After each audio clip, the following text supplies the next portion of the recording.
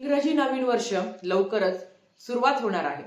आपल्याकडे मराठी नवीन वर्ष हे चैत्र शुक्ल प्रतिपदेपासून सुरू होतं.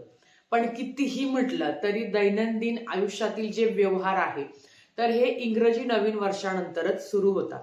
इंग्रजी नवीन वर्षातील पहिला सण जो सगळ्यात महत्वाचा सण म्हणजेच मकर संक्रांती. आजच्या व्हिडिओमध्ये यंदाची मकर संक्रांती कशी आहे, कशावर बसली आहे, काय शुभ आहे, काय अशुभ आहे तेच आपण बघणार आहोत. तर चला व्हिडिओला सुरुवात करूया. नमस्कार सर्वांना, श्री स्वामी समर्थ. तुम्हा सर्वांचं आपल्या चॅनलमध्ये खूप खूप मनापासून स्वागत. सर्वप्रथम कुठल्या पण अफवांवर विश्वास न ठेवता मकर संक्रांती हा सण याच्यावर आलाय त्याच्यावर आलाय, हे घालू नका ते करू नका असं अजिबात नाही. मकर संक्रांती हा सण सवाष्णींचा आहे, किंबहुना तो सगळ्यांचा आहे आणि तो आनंदाने साजरी करायचा असतो. इंग्रजी नवीन वर्षातील हा पहिला सण असल्यामुळे मकर संक्रांती ह्या दिवशी आपल्या नात्यातील काही कटुता असेल, आपल्या आयुष्यातील काही दोष असेल तर तो घालवण्याचा, दान धर्म पुण्य कर्म करण्याचा हा दिवस असतो. हे 3 दिवसाचा हा सण असतो. यंदा 13 तारखेला भोगी आहे, 14 तारखेला वार बुधवार 14 जानेवारी 2026 ला मकर संक्रांती आलेली आहे आणि 15 तारखेला कर, ज्याला किंक्रांत आपण असं म्हणतो. तर हे 3 दिवस अतिशय उत्साहाने आपल्याला हा सण साजरी करायचा आहे. मकर संक्रांतीचा सण जेव्हा होतो तेव्हा सूर्य हा मकर राशीमध्ये प्रवेश करत असतो आणि ही जी घटना घडते ही ज्योतिषशास्त्रामध्ये अतिशय महत्वाची मानली जाते. आता जसं मी तुम्हाला सांगितलं की मकर संक्रांती हा वाईट आहे किंवा काय शुभ आहे अशुभ आहे असं अजिबात नाही. प्रत्येक गोष्ट चांगलीच असते आणि प्रत्येक सण आपल्याला आयुष्यात खूप चांगलं काहीतरी शिकवून जातं. आता या मकर संक्रांतीचं काय महत्व आहे किंवा जी संक्रांती देवी आहे ती यंदा कशावर बसलेली आहे, ती कुठे पाहत आहे त्याची माहिती आपण बघूया. बघा, सर्वप्रथम तर असं म्हटलं जातं की सूर्य जेव्हा मकर राशीत प्रवेश करतो तेव्हा आपण मकर संक्रांती साजरी करत असतो. सूर्याचे पुत्र शनिदेव यांना भेटण्यासाठी ते ह्याच दिवशी जातात आणि ह्याच दिवसापासून उत्तरायण सुद्धा सुरू होतं. संक्रांतीच्या दिवशी सूर्यनारायणाची उपासना करण्याचं अतिशय महत्वाचं कारण मानलं जातं आणि सूर्याची उपासना केल्याने आपल्या आयुष्यातील खूप जास्त दोष, आपले संकट, आपले त्रास कमी होण्यास मदत होते. जेव्हा सूर्य हा मकर राशीत प्रवेश करणं ही जी घटना आहे ही ज्योतिषशास्त्रामध्ये अतिशय महत्वाची मानली जाते. आणि दुसरी अशी सुद्धा कथा आहे की ह्याच दिवशी देवीने संक्रासुर राक्षसाचा वध केला होता, म्हणून त्याला मकर संक्रांती असं नाव पडलं आहे. मकर संक्रांतीच्या दिवशी दान, चांगले कर्म हे करणं खूप महत्वाचं मानलं जातं. काही गोष्टी आहे ज्या वर्ज्य करणंही तेवढं महत्वाचं मानलं जातं. आता आपण भोगी हा सण बघूया.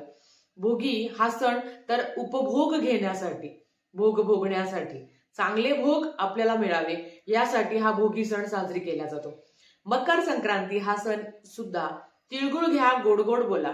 एखाद्या नात्याबद्दल कटुता असेल तर त्या नात्यातील कटुता दूर होऊन एकमेकांशी आदराने बोलावं आणि नवीन नात्याला सुरुवात करावी हा दिवस असतो. किंक्रांतीच्या दिवशी सुद्धा आपण दान धर्म करू शकतो. ज्या पद्धतीने संक्रांतीला बऱ्याच महिला हळदी कुंकू करत असतात ते खरं तर रथसप्तमी पर्यंत आपण करत असतो. पण बऱ्याच ठिकाणी संक्रांतीच्याच दिवशी हळदी कुंकू केलं जातं, वाण वाटलं जातं, जो काही वौसा आहे तो पूजला जातो, दान धर्म कर्म केले जातात. ह्या गोष्टींसाठी मकर संक्रांती ओळखली जाते. किंक्रांतीच्या दिवशी काही गोष्टींचं पालन केलं पाहिजे, पण हो काही गोष्टी आहेत ज्याचं जर तुम्ही कटाक्षाने पालन केलं किंवा चांगले कर्म केले तर त्याचा प्रभाव सुद्धा तुम्हाला चांगला मिळतो. असं म्हटलं जातं की संक्रांतीच्या दिवशी जर तुम्ही दान केलं कुठल्या पण गोष्टीचं, मग भूदान आहे, गोदान आहे, श्रमदान आहे, ज्ञानदान आहे, ज्या गोष्टींचं तुम्हाला शक्य असेल त्या गोष्टींचं जर तुम्ही दान केलं तर त्याच्यानंतरच्या प्रत्येक जन्मात सूर्य तुम्हाला ते दान परत करत असतो. म्हणजे एवढा पवित्र हा सण आहे. म्हणून असं आहे तसं आहे कुठल्याच अफवांवर विश्वास ठेवायचा नाही.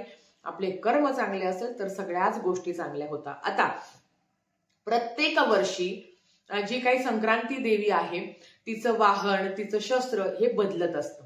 तर आता ह्या वर्षी आपण बघूया की जो काय संक्रांतीचा पुण्यकाळ आहे तो किती मिनिटाचा असणार आहे आणि आपल्याला कुठलं दान करायचं आहे, काय गोष्टींचं पालन करणं आपल्याला तेवढंच महत्वाचं आहे. संक्रांतीचा जो काही पुण्यकाळ आहे तर तो शके 1947 पौष कृष्ण 11 बुधवार 14 जानेवारी 2026 ला दुपारी ठीक 3:06 पासून सूर्य हा मकर राशीत प्रवेश करणार आहे. संक्रांतीचा पुण्यकाळ तुम्हाला सांगते. तर बघा, संक्रांतीचा पुण्यकाळ हा 3:06 ते सूर्यास्तापर्यंत आहे, म्हणजे 6:20 असणार आहे. आणि हा 3:06 ते 6:20 पुण्यकाळ मानला जातो. ह्याच कालावधीमध्ये तुम्ही दान धर्म कर्म करू शकता. तर दरवर्षी संक्रांतीचे वाहन किंवा उपवाहन हे बदलत असतात. 2026 ला संक्रांतीचं वाहन काय आहे, ती कशावर बसली आहे ते सुद्धा आपण बघूया. बघा, संक्रांती देवीचे वाहन हे वाघ असून उपवाहन घोडा आहे. तिने पिवळे वस्त्र परिधान केले आहे. आता तिने पिवळे वस्त्र परिधान केले आहे म्हणजे संक्रांतीच्या दिवशी पिवळं तुम्ही परिधान करू नका. ठीक आहे, तो एक नियम आहे जो तुम्हाला पाळायचा आहे. हातात गदा घेतलेली असून तिने केशराचा टिळा लावलेला आहे. वयाने कुमारी असून ती बसलेली आहे. या पद्धतीने देवीचं वर्णन आहे. वासाकरिता देवीने जाई हातात घेतलेली आहे. देवी हे पायस भक्षण करीत आहे. आता पायस भक्षण करीत आहे याचा अर्थ संक्रांतीच्या दिवशी दूध किंवा दुधापासून बनवलेले पदार्थ वर्ज्य करावे असं म्हटलं गेलं आहे. ज्याला जसं वाटेल त्याने तसं पाळावं. पण दरवर्षी संक्रांत आपण ऐकत असतो. आधीच्या काळी भाट लोक येऊन आपल्याला संक्रांत सांगायचे. आता सोशल मीडियावर सगळ्या गोष्टी अवेलेबल होतात. संक्रांती देवीचे स्वरूप तुम्हाला सांगते. तर संक्रांती देवीचे स्वरूप हे सर्प जातीने असून तिने मोती परिधान केलेले आहे.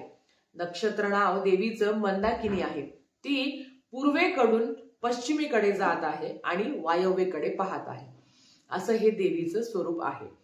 आता दूध किंवा दुधापासून पदार्थ तुम्हाला वर्ज्य करायचे. आता काय करायचं काय नाही करायचं त्याच्यामध्ये सांगते.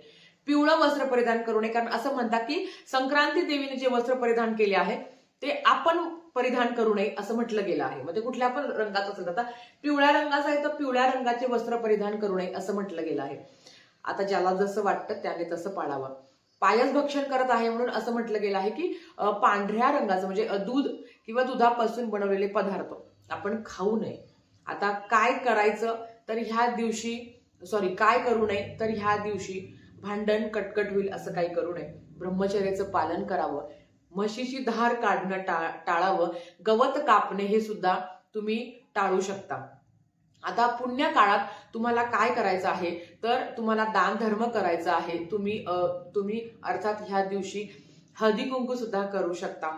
ज्या वस्तू तुम्ही संक्रांतीला दान करतात ना तोच तुम्हाला सूर्यदेव तुमच्या पुढच्या जन्मात तुम्हाला त्याच पटीने देत असतो. म्हणून ह्या दिवशी दानाला खूप महत्व आहे.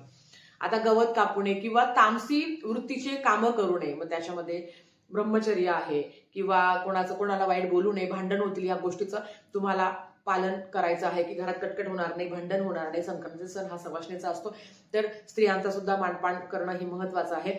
तिचा सुद्धा आदर करणं तेवढंच महत्वाचं आहे. आता काय करायचं तर आपण अन्नदान, वस्त्रदान, तुम्ही ज्ञानदान करू शकता, तुम्ही श्रमदान करू शकता. यथाशक्ती जे तुम्हाला जमेल ते तुम्ही गरजूंना दान करू शकता. संक्रांती हा दिवस गरजूंना दान करण्यासाठी अतिशय महत्वाचा आहे. भोगीच्या दिवशी आपण मिक्स भाजी करून भोगीचा नैवेद्य दाखवला जातो. संक्रांतीच्या दिवशी बऱ्याच ठिकाणी म्हणजे पुरणाचा स्वयंपाक केला जातो. काही ठिकाणी सवाष्णी भोजन सुद्धा केलं जातं. एक तरी सवाष्णी संक्रांतीच्या दिवशी आपण जेवू घालत असतो. तुमच्याकडे ही प्रथा आहे का मला नक्की सांगा. आणि असेल तर एक सवाष्णी बोलवावी, तिला जेवू घालावं. यथाशक्ती त्या सवाष्णीची तुम्ही ओटी भरू शकता. ह्या दिवशी आपल्याला सुगड पूजा करायची असते. ती सुद्धा सगळ्यात महत्वाची मानली गेली जाते. सुगड पूजा करणं इथे सुद्धा आपण दानच करत असतो, कारण दुसऱ्या दिवशी किंक्रांतीला त्या सुगडाचं आपल्याला दान करायचं असतं. तर हा सुद्धा एक दानाचाच भाग आहे. त्याच्याच बरोबर संध्याकाळी घरोघरी जाऊन आपण तिळगुळ घ्या, गोडगोड बोला, या पद्धतीने लोकांचाही आपण सत्कार करत असतो. ज्या मनातली कटुता आहे ती आपण कमी करत असतो आणि लोकांना आदर देत असतो. किंक्रांतीच्या दिवशी सुद्धा काही कामं आहे जी वर्ज्य करायची असते. आता बऱ्याच ठिकाणी असं असतं की पिवळा रंग जसं सांगितलं आहे की देवीने पिवळ्या रंगाचं वस्त्र परिधान केलं आहे, तर बऱ्याच ठिकाणी देवीने जे वस्त्र परिधान केलं आहे ते आपण ते आपण वापरत नाही आणि खात पण नाही. आता खात पण नाही याचं कारण सांगते, मागच्या वर्षी सुद्धा असंच काही झालं होतं. मग पिवळ्या रंगाचं काही खायचं नाही का, तर आता त्या संदर्भातली नक्कीच मी माहिती तुमच्यासोबत शेअर करेल. पण आता काही ठिकाणी असतं की ज्या रंगाचे वस्त्र परिधान केले आहे ते वस्त्र आपण परिधान करत नाही. तुमच्याकडे ती पद्धत असेल तर ती पाळावी, बाकी तुमची इच्छा. आणि आपण जेव्हा दान करत असतो बघा, आता समजा संक्रांतीच्या दिवशी मला कोरडा शिदा ब्राह्मणाला दान करायचा आहे किंवा गरजूला मला दान करायचं आहे, नक्कीच संकल्प करावा, देवासमोर बसावं, आपल्या उजव्या हातात पाणी घ्यावं, हळद कुंकू अक्षता ठेवावी, फूल ठेवावं, तुमचं नाव गोत्र तुम्ही बोलावं आणि या संक्रांतीच्या निमित्ताने अवचित्त साधून मी माझ्याकडनं जे काही तुम्ही पदार्थ आहे ते तुम्ही दान करताय असा संकल्प करावा आणि ते दान तुम्ही गरजूला करू शकता. संक्रांतीचा दिवस खूप मोठा आहे दान करण्यासाठी आणि ह्याच दिवसापासून उत्तरायण सुद्धा सुरू होतो. तर सूर्य जेव्हा मकर राशीमध्ये प्रवेश करतो तर विविध घटना घडत असतात आणि त्या घटना नक्कीच चांगल्या असतात आणि सूर्याचे पुत्र हे शनिदेव हे त्यांना भेटायला जात असतात. आणि खरं तर सूर्य हा प्रत्येक महिन्याला राशी बदल करत असतो, पण जेव्हा तो मकर राशीमध्ये प्रवेश करत असतो तेव्हा आपण त्याला मकर संक्रांती म्हणून साजरी करत असतो. मकर संक्रांतीचा एक सगळ्यात महत्वाचा भाग म्हणजे पतंग उडवणे. काय कारण असेल त्याचं, तर आभाळ हे स्वच्छ झालेलं असतं आणि त्या आभाळाकडे आपलं लक्ष जावं. खरं तर पतंग उडवण्यामध्ये सुद्धा आपला फायदा आहे. सकाळी सकाळी मुळात तर थंडी प्रचंड वाढलेली असते आणि सूर्याचे किरण सुद्धा आपल्याला मिळतात आणि जेव्हा आपण आकाशाकडे बघत असतो तर त्या आकाश इतकं स्वच्छ असतं की डोळ्याचे विकार सुद्धा आपल्याला होत नाही. आणि खरं तर हेच कारण असतं की मकर संक्रांतीच्या दिवशी आपण आकाशाकडे बघायचं असतं, मग त्याचं औचित्य साधून आपण पतंग वगैरे उडवणं हे सण सुद्धा या पद्धतीने साजरे केले जातात. आता प्रत्येक गावात प्रत्येक समाजामध्ये वेगवेगळी पद्धत आहे, पण कुठली पण अंधश्रद्धा न पाळता हे नका करू ते नका करू असं अजिबात नाही आहे. मकर संक्रांती हा खूप शुभ दिवस आहे. 3 दिवस असतात. मग मकर संक्रांती खरं तर हा सण 3 दिवस साजरी करायचा असतो. भोगी, मकर संक्रांत आणि किंक्रांत. आणि एवढा योगायोग चांगला की 14 तारखेला मकर संक्रांती आहे आणि ह्याच दिवशी षटतिला एकादशी आहे. म्हणून आपल्याला सूर्याच्या उपासनेबरोबर भगवान विष्णूंची सुद्धा उपासना करायची आहे. हा दिवस फार कमी वेळा असा आलेला आहे, तर नक्कीच ह्या दिवशी सुद्धा आपल्याला भगवान विष्णूंची जी सेवा तुम्हाला करता येईल, सूर्यनारायण जो काही मंत्र तुम्हाला माहिती आहे, ओम आदित्याय ओम गृणी सूर्याय नमः, ह्या मंत्राचा तुम्हाला मंत्र जप करायचा आहे. सूर्याची उपासना करणं महत्वाचं आहे. खरं तर मकर संक्रांतीनंतर प्रत्येकाने दररोज सूर्याची उपासना केली पाहिजे, सूर्याला नमस्कार केला पाहिजे. सूर्य एकमेव असे देव आहे ज्यांना आपण दररोज बघतो आणि ते आपल्याला दररोज दर्शन देत असतात. त्यांची कृतज्ञता व्यक्त करण्यासाठी आणि ज्याच्या पत्रिकेतला सूर्य हा मजबूत असतो त्याला आयुष्यात नोकरी संदर्भातील किंवा प्रमोशन संदर्भातील कधीच अडचण निर्माण होत नाही. जर तुम्हाला नोकरी समस्या असेल तर नक्कीच तुम्ही सूर्याची उपासना करायला सुरुवात करा, की किंबहुना आत्तापासून केली तरी चालेल. पण नाही शक्य होत तर मकर संक्रांतीचा अवचित्त साधून किंवा ह्या नवीन वर्षात काय करू शकतो तर दररोज सूर्याला जल अर्पण करावं. ओम गृणी सूर्याय नमः या मंत्राचा 11 वेळा जप करावा, बघा काय फरक पडतो. तर ही होती संक्रांती संबंधीतील माहिती. आजच्यासाठी फक्त इतकं झालेली सेवा स्वामींच्या चरणी मी रुजू करते आणि आजचा व्हिडिओ इथेच थांबवते. आवडला असेल तर लाईक शेअर सबस्क्राईब करा. भेटूया परत अशाच एका नवीन व्हिडिओ सोबत. तोपर्यंत श्री स्वामी समर्थ.